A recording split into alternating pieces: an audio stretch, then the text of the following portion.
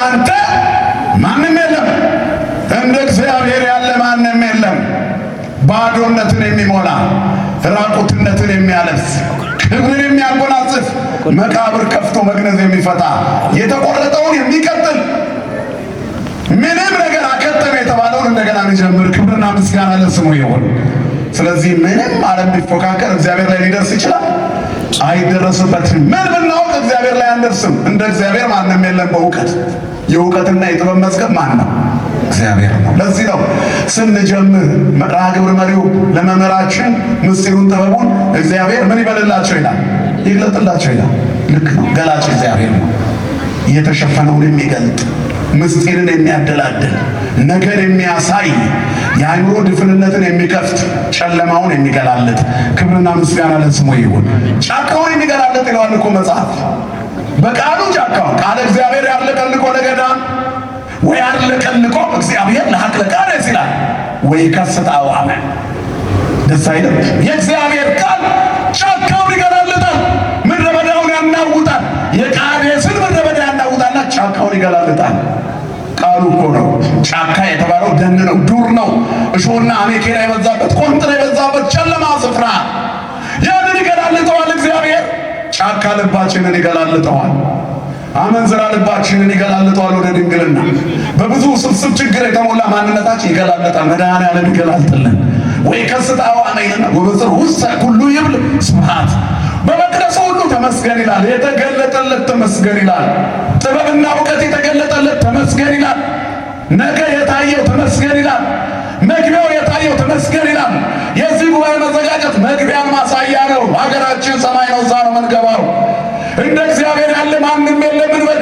በኑራችን እግዚአብሔር ይንገስ፣ በክብራችን እግዚአብሔር ይክበር፣ በስልጣናችን እግዚአብሔር ይክበር፣ በሀብታችን ላይ እግዚአብሔር ይክበር፣ በቤት በትዳር በልጆቻችን ላይ እግዚአብሔር ይገለጥ። ክብርና ምስጋና ለስሙ ይሁን። እግዚአብሔር እንደሱ ያለ የለም። ንጹሕ ባህሪ ነው በንጽህና። እንደ እግዚአብሔር ያለ ንጹሕ የለም። ንጹሕ ባህሪ ስሙ ነው። በባህሪው ንጹሕ ነው እግዚአብሔር፣ እንከን የሌለበት የሚተካከለው የሌለ። ስለዚህ ምን ብንነጻ እግዚአብሔር ላይ አንደርስበትም። ስለዚህ እሱ ነው ያነጻን። እንዳንተ ንጹሕ የለምና ታጽበን በረዶ ጻድቅ እጠበኝ ከበረዶ ይልቅ ነጭ ሆናለሁ። ኃጢአታችን ሊወገድ ንጽህናችን ሊገለጥ እንደ በረዶ ጻዳ እንድንሆን ርኩሰት ይሄ የቆሸሸው ዓለም እንዳይዋሃደን ነቅሎ ያስወግድልን ዘንድ ጌታ ሆይ እንዳንተ ማንም የለም፣ አንሳኝ ከበረዶ ይልቅ ነጭ ሆናለሁ ይላል። ከእግዚአብሔር ጋር ስንሆን፣ ስንሰማው፣ ስንታዘዘው ኑ እናንተ እንዋቀስ ይደለ ኃጢአታችሁ እንደ ደም ብትቀላ እንደ ባዘቶ ትጠራለች። እንደ ደም ብትቀላ እንደ ባዘቶ ትጠራለች። እንደ አለላ ብትሆን እንደ አመዳይ ትነጻለች። እሺ ብትሉኝ በበረከት ሞላ እመሰ ፈቀድክሙ ወሰማዕክሙኒ በረከተ ምድር ትበልዑ። እሺ ብትሉኝ ለኔ ብትታዘዙ በምድር በበረከት አትረፈር። አያችሁ፣ ሃይማኖት ሰማይ ፋይናል ዴስቲኔሽን ነው፣ መነሻው የመጨረሻ ጥጋችን ወደ ሀገራችን ወደ ሰማይ መግባት ነው። የምድር በረከት ግን ሃይማኖት ውስጥ የለም ማለት አይደለም። ሃይማኖታዊ ቁመና በምድር መጎሳቆል የሚመስላቸው ሰዎች አሉ። የቅድስና መለያን ጭቅቂት የሚያደርጉ ሰዎች አሉ። ለእግዚአብሔር ንጹሕ አይስማማም ብሎ የነገረሽ ማን ነው? ውሃን የፈጠረ ራስን መጠበቅን የፈጠረ ማን ነው? ራሱን ንጹሕ ሳያደርግ እግዚአብሔርን ንጹሕ ነው ብሎ ሊናገር የሚችል አንደበት። ስለዚህ በልኩ በስጋ ቢሆን ራስን ጠብቆ የነፍስን ቅድስና ያስፈልጋል። ናጥሪ እንከ ትሕትና ዘምስለ ንጽሕና ይልና ወአኮ ንጽሐ ሥጋ በኃጢቱ ይላል። እንግዲህ ትሕትናን ከንጽሕና ጋር ገንዘብ እናድርጊልና የሥጋ ንጽሕና ብቻ ግን አይደለም። ምን ማለት ነው? የሥጋ ንጽሕና ያስፈልጋል ማለት ነው። ከዚያ ግን ከእግዚአብሔር ጋር ለመገናኘት ደግሞ ዋናው የመንፈስ ንጽሕና ነው። ሁለቱም ያስፈልጋሉ። በረከትም እንደዚህ ነው። እስመ በአንጽሖ መንፈስ ርእይዎ ነቢያት ለእግዚአብሔር ወተናጸሩ ገጸ ወበገጽ። እግዚአብሔርን መንፈሳቸውን ብዙ በማድረግ ነቢያት ፊት ለፊት አዩት፣ ገጽ በገጽ ተያዩ። የመንፈስ ንጽሕና ከእግዚአብሔር ጋር ያገናኛል። የሥጋ ንጽሕና ደግሞ ራሱን ጠብቆ ከጉስቁልና ጠብቆ እግዚአብሔርን ለማምለክ የሚችል ጉልበት እንዲኖር ያደርጋል። እቅድ ያጸና አይደሳም። እግዚአብሔርን ለማምለክ እኮ ነው። ለቁመተ ሥጋ ይባላል። ነፍስ የምትንቀሳቀሰው በሥጋ ማደርነት ስለሆነ ምድራዊ ኑሮም የእግዚአብሔር ስጦታ ነው፣ ግን የሚበልጠው የሰማይ አለ። እሱ መንግሥቶ ወጽድቆ የሚለው አስቀድማችሁ መንግሥቱና ጽድቁ ወዝሰ ኩሎ ይትፌሰክ ለክሙ። ሌላው ትርፍ ነው፣ ይጨመርላችኋል። በዝናብ አብቅሎ በፀሐይ አብስለው መመገቡ ትርፍ ነው።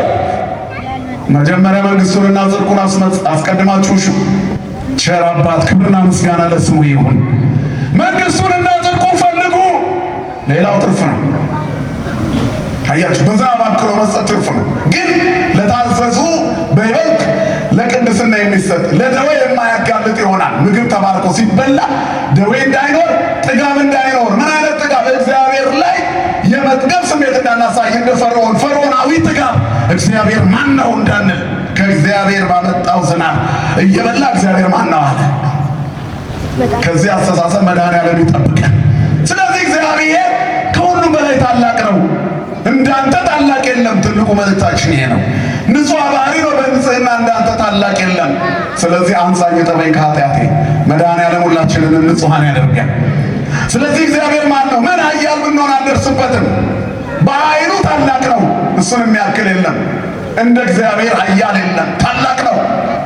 ሁሉን ማድረግ ይችላል። ስለዚህ እግዚአብሔር በኃይሉ ታላቅ ነው ያለው ዳዊት ይህንን ነው።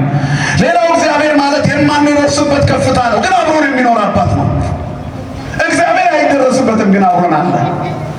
አያችሁ፣ ምኑ በኩል ይሄ ነው፣ ግን ቤታችን አለ። ሰማይ ዙፋኑ የሆነ አምላክ አብርሃም ቤት ገብቶ ቁርበት ላይ ቁጭ አለ። ድሃ ቤት ይገባል ይበላል። የሁሉንም ልብ ያያል፣ በፍቅሩ ያንኳኳል።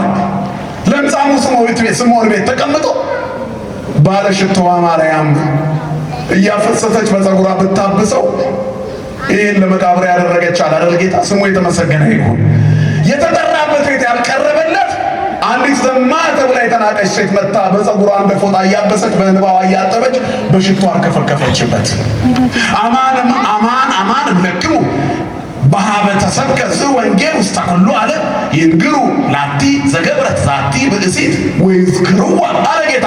እውነት እውነት እላችኋለሁ ወንጌል በሚሰበክበት በመላው ዓለም እቺ ዘማ ሴት የቅድስና ምሳሌ ሆና ትጠራለች። ለመቃብር ያደረገች ክብርና ምስጋና ለስሙ ይሁን።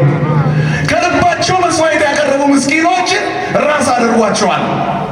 አያችሁ፣ የዋለኞችን ፊት አድርጓል። እሱን የናቁት ባለጸጎች ስማቸው የለም፣ አይታወቅም።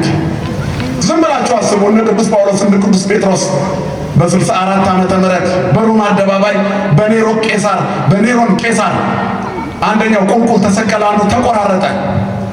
ዛሬ የቅዱስ ጳውሎስ ካቴድራል በግዙፍ ሁኔታ ሮም ላይ ስትሄዱ እነዛ ሰዎችስ መቃብራቸው እንኳ አይታወቅም። እግዚአብሔርን ያጡ ሰዎች ስም አጠራራቸው አይታወቅም። ፈርዖንስ የት አለ? በክፋት ስሙ የሚጠራው የታሉ? እነ ሄሮድስ የሉም። እነ ቅዱስ ጊዮርጊስ አሉ። እነ አቡነ ተክለ ሃይማኖት አሉ። አቡነ ገብረ መንፈስ ቅዱስ ዛሬም አሉ። አዛዜ መባረክቶ ነው። ባለ ፈረሱ መርቆሬዎስ ዛሬ የምናስበው ዛሬም አለ። ዮሴፍ ዛሬም አለ። ቅዱስ ዮሴፍ ነገ የምናስበው ትልልቆቹ ደጋግ አባቶች ለእግዚአብሔር የታመኑ ዛሬም አሉ። አማላጅነታቸው አለ። ጸበላቸው ይፈውሳል። የእነሱ የእግራቸው ትቢያ ያረፈበት የስማቸው ቃል ኪዳን የሰመረበት ቦታ ዕውራን ይበራሉ፣ ለምጻሞች ይነጻሉ። ክርስቶስ ከእነሱ ጋር አለ። ክብርና ምስጋና ለስሙ ይሁን። ወንጌል በተሰበከበት ዓለም ሁሉ እኔን እጅግ ወዳለችና ብዙ ኃጢአቷ ተሰርዮላታል። ምዕመናን እጅግ ውደዱ፣ ትልቁ ኃጢአታችሁ ይሰራያል። ማስቀደስን እጅግ ውደዱ፣ እግዚአብሔርን ማመስገንን እጅግ ውደዱ። እንደ እመቤታችን ተአብዮ ነፍሴ ማለትን እጅግ ውደዱ። ገስግሳ ወደ ኤፍሬም ሀገር ወደ ይሁዳ ሄደች፣ ወደ ተራራማው ሀገር ስትደርስ እንዴት ነሽ ስትላት ጽንሱ በማኅፀኗ ዘለለ። አንቺ ከሴቶች መካከል የተባረክሽ ነሽ አለቻት። ገና ድምፅሽን ስሰማ ጽንሱ በማኅፀኔ በደስታ ዘለለ። ብፁዕ ቅዱስ አቡነ ሺኖዳ በረከታቸው ይደርብን። ሁለት ነገር ይደንቀኛል። አንደኛው የጽንሱ መዝለል ይሉና ሁለተኛው ደግሞ ኤልሳቤጥ ጽንሱን በደስታ መዝለሉን ማወቋ። የደስታ መሆኑን በማኅፀኗ ያለውን አወቀች። ስህተት ቢሆን ቅዱሱ መጽሐፍ ባልመዘገበው ነበር።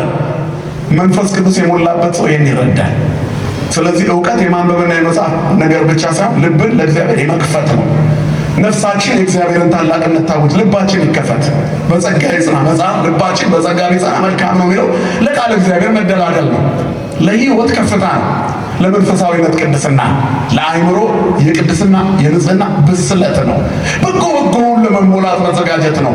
በበጎ ነገር መሞላት የቅድስና እድገት። አባቶቻችንን በሃይማኖት መሰረት በበጎነት የተጓዙትን ወእንዘ ትሬኡ ሰናየ ግዕዞሙ ወመጻእቶሙ ተመሰሉ በሃይማኖቶሙ፣ የኑሯቸውን ፍሬ እየተመለከታችሁ በሃይማኖት መሰሏቸው። ይቅርታቸው እስጢፋኖስን አስቡ። እየወገሩት ወደ ሞት እየሄደ ጌታ ሆይ እንዳትቆጥርባቸው። የመጨረሻ ቅድስና ላይ ስንደርስ ይሄን ነው የምናደርገው። የሚፈነክተን እንዲፈነከት አንፈልግም። ማረው በቃ እኔ ወደ አንተ እየመጣሁ ነው፣ እኔ ወደ አንተ እየላኩኝ ነው፣ አንተም እነሱም ወደ አንተ እንዲመጡ አድርጋቸው። የአባቴ ቤት ሰፊ ነው። ምን ምቀኝነት ያስፈልጋል? የምድር ወረፋ ላይ ንጨሪያውን ነዳጅ ለመቅዳት ድብድቡ ፖሊስ ነው ተመድቧል።